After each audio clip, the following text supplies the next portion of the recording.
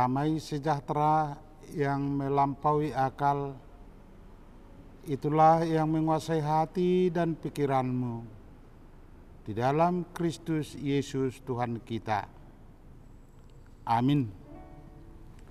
Bapak, Ibu, Saudara yang dikasihi Tuhan, firman Tuhan yang menyapa kehidupan kita di pagi hari ini, Jumat tanggal 15 September tahun 2023, diambil dari kitab Roma pasal 2 ayat 29, dikatakan,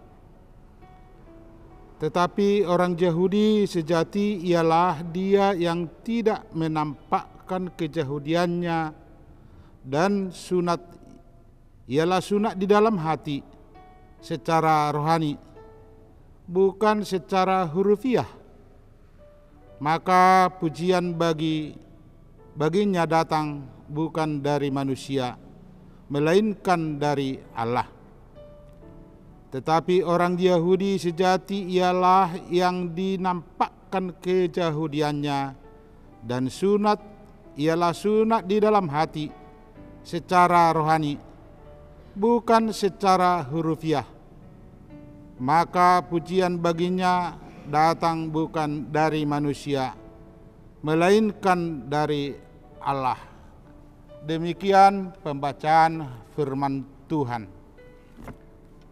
Bapak, Ibu, Saudara yang dikasihi Tuhan, dalam pembacaan firman Tuhan di pagi hari ini dikatakan Yahudi sejati. Kita orang percaya bahwa Tuhan telah memberikan kedudukan yang tinggi bagi orang Yahudi. Itu boleh kita lihat dalam perjanjian lama. Orang Israel dikatakan pembawa terang. Itu tertulis dalam kitab Yeremia pasal 49 ayat 6, dikatakan, terlalu sedikit bagimu hanya untuk menjadi hamba, untuk menegakkan suku-suku Yakub, dan untuk mengembalikan orang-orang Israel yang masih terpelihara. Tetapi akan membuat engkau menjadi terang bagi bangsa-bangsa, supaya keselamatan yang daripadaku sampai ke ujung bumi. Jadi bangsa Israel atau Yahudi dipanggil untuk membawa terang melalui pemanggilan mereka. Mereka seharusnya mengajarkan firman Tuhan, menaati firman Tuhan, menghidupi firman Tuhan, dan sekaligus mewartakan kepada bangsa-bangsa yang bukan Yahudi, bukan hanya untuk orang Yahudi. Dikatakan dan pengakuan oleh orang Yahudi di dalam konteks firman Tuhan yang kita baca di pagi hari ini. Dikatakan dalam ayat 17, tetapi jika kamu menyebut dirimu orang Yahudi dan bersandar kepada hukum Taurat, bermegah dalam Allah.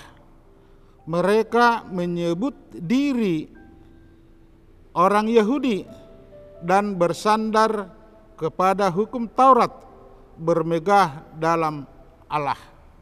Itulah yang kita lihat melalui pembacaan firman Tuhan di pagi hari ini, bahwa orang Yahudi diberikan kedudukan yang tinggi sebagai hamba Tuhan dan sekaligus terang atau pembawa terang, supaya semua orang beroleh keselamatan. Tetapi dalam kenyataannya kalau kita melihat dari firman Tuhan di pagi hari ini, kita melihat ternyata dalam perjanjian lama mereka tidak menampakkan Yahudi sejati. Mereka melakukan kebalikan keyahudian sejati. Karena di dalam Yeremia pasal 7 ayat 9 dikatakan, dalam Yeremia pasal 9 ayat 8, mereka melakukan sebalik dari hukum Tuhan. Mereka mengajarkan firman Tuhan atau hukum Tuhan, tetapi perilaku mereka menampakkan yang bukan seharusnya dia lakukan. Mereka menyembah berhala. Itulah kalau kita baca dalam Yeremia pasal 9, Yeremia pasal 7 ayat 9. Bapak, Ibu, Saudara yang dikasihi Tuhan, tugas orang Yahudi sebagai Yahudi sejati, mereka harus mengajarkan hukum Tuhan atau Taurat, tetapi sekaligus mereka memuliakan Tuhan. Bukan hanya mengajarkan hukum Taurat, tetapi sekaligus diharapkan Tuhan untuk melakukan, untuk menghidupi apa tuntutan hukum Taurat itu. Tujuan hukum Taurat itu adalah untuk kemuliaan Tuhan, berbuat sesuai dengan kehendak Tuhan, bukan seperti yang dikatakan dalam surat kitab Romawi yang kita baca di pagi hari ini, bahwa mereka melakukan hukum Taurat secara hurufiah. Tujuannya adalah untuk pujian bagi mereka. Sunat Yahudi atau Taurat yang dilakukan oleh bangsa Yahudi adalah perjanjian Israel dengan Tuhan. Itulah yang kita baca dalam ayat 27 dikatakan, jika demikian maka orang yang tak bersunat tetapi yang melakukan hukum Taurat akan menghakimi kamu yang mempunyai hukum tertulis dan sunat, tetapi yang melanggar hukum Taurat. Jadi orang yang di luar Yahudi, mereka tidak mengenal Taurat, tidak mengenal hukum atau sunat, tetapi melakukan makna atau isi dari hukum Taurat. Sedangkan Yahudi mengetahui apa isi Taurat itu, tetapi mereka melakukan sebaliknya, atau perilaku mereka tidak sesuai yang diinginkan Tuhan. Oleh sebab itu, Bapak, Ibu, Saudara yang dikasihi Tuhan, Yahudi sejati seharusnya mereka harus menampakkan buah yang diharapkan Tuhan. Orang Yahudi yang diharapkan Tuhan untuk membawa berita keselamatan, tetapi mereka membuat hukum Taurat itu, mengajarkan hukum Taurat itu sebagai untuk pujian diri mereka. Itu makanya Bapak, Ibu, Saudara yang dikasihi Tuhan, melalui pembacaan firman Tuhan di pagi hari ini, mereka seharusnya menampakkan buah dari iman, yaitu buah perbuatan dari hukum Taurat itu. Mereka harus mempercayai Tuhan, mereka harus mengimani, harus mereka menjadi teladan dalam perbuatan-perbuatan baik. Itu sebagai bukti atau tanda perbuatan untuk memuji Tuhan, bukan bukti atau tanda-tanda perbuatan secara ritual saja. Bukti ditemukan di dalam hati, yaitu pekerjaan Roh Kudus. Apa yang ditunjukkan oleh hukum Taurat itu harus digumuli dalam hati. Harus mereka menyunati hati. Dari hati mereka yang kudus, yang dikuduskan Tuhan, mereka harus menampakkan buah yang baik, bukan buah yang busuk. Jadi bila kita membaca firman Tuhan di pagi hari ini, Yahudi sejati adalah sama dengan milik Kristus. Milik Kristus sejati. Kristen adalah milik Tuhan. Agama atau kepercayaan yang diimani, yang diajarkan oleh hukum Tuhan adalah pertanda bahwa mereka adalah milik Tuhan.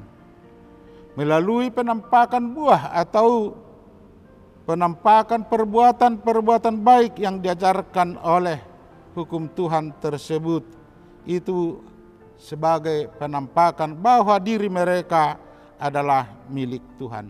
Itulah yang dikatakan dalam Rom pasal 1 ayat 6. Orang Kristen dipanggil menjadi milik Kristus.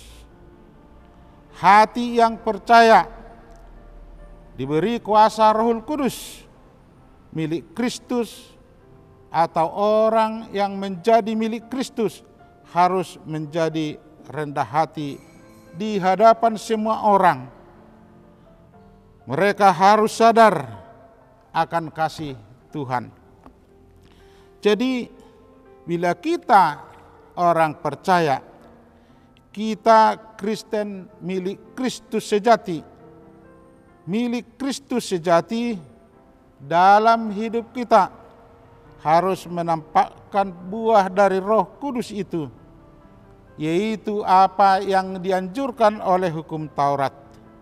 Apa yang diinginkan Tuhan itu adalah sebagai buah dari kita yang dipanggil menjadi milik Kristus. Itulah yang mau kita lihat kalau dalam kitab Galatia, milik Kristus dihubungkan dengan Roh Kudus atau buah Roh Kudus. Dikatakan dalam Galatia 5 ayat 24, barang siapa menjadi milik Kristus Yesus, ia telah menyalibkan daging dengan segala hawa nafsu dan kedagingannya. Milik Kristus, ia telah menyalibkan daging dengan segala hawa nafsu dan keinginan. Melalui sebagai milik Kristus, kita harus menyunati hati dengan yang dikatakan oleh Paulus dalam surat Galatia tersebut, menyalibkan kedagingan dan segala hawa nafsu dan keinginan. Dan dikatakan dalam ayat 25, Galatia 5 ayat 25, jikalau kita hidup oleh Roh, baiklah hidup kita juga dipimpin oleh Roh. Jadi kita orang Kristen yang menjadi milik Kristus harus seperti yang dikatakan oleh Paulus, hidup kita dipimpin Roh. Dan sebaliknya dikatakan, dan janganlah kita gila hormat. Jadi orang Kristen dari golongan Yahudi melakukan hukum Taurat, melakukan firman Tuhan supaya mereka dihormati orang lain. Mereka gila hormat. Dan yang berikut dikatakan oleh Paulus, jangan kita saling menantang dan saling mendengki. Itu dikatakan oleh Paulus, bila kita tidak menyunati hati kita, tetapi kita mengajarkan firman Tuhan, itu akan membuahkan pertentangan di antara orang yang percaya. Membuat orang lain dengki melihat kita karena kita tidak membuahkan sebagai milik Kristus sejati. Milik Kristus sejati harus menampakkan buah yang diinginkan oleh Tuhan, yaitu apa yang dianjurkan oleh hukum Taurat. Bukan hukum Taurat menyelamatkan kita, tetapi Kristuslah yang menyelamatkan kita. Amin. Mari kita berdoa.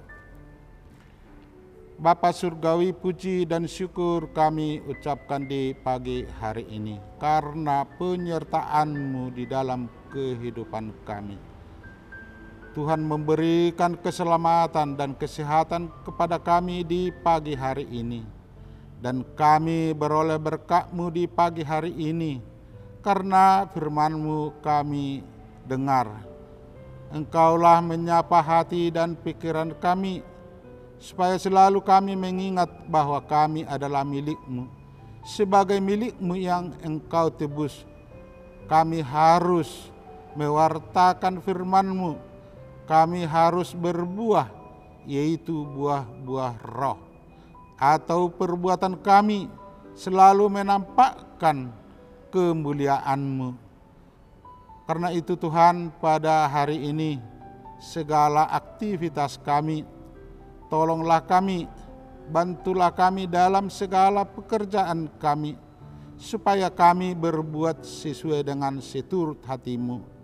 Demikian juga Tuhan, bila ada saudara kami dalam keadaan susah atau berbeban berat, ataupun dalam keadaan sakit, berikanlah mereka kelegaan dan kekuatan melalui pertolongan Roh Kudus-Mu, supaya mereka dapat kebahagiaan, karena di dalam kuasa-Mu, Roh Kudus-Mu lah kami tertolong mengerti apa pengorbanan-Mu dalam kehidupan kami. Tuhan, segala dosa yang kami perbuat, hapuskanlah itu. Di dalam Kristus Yesus kami berdoa. Amin.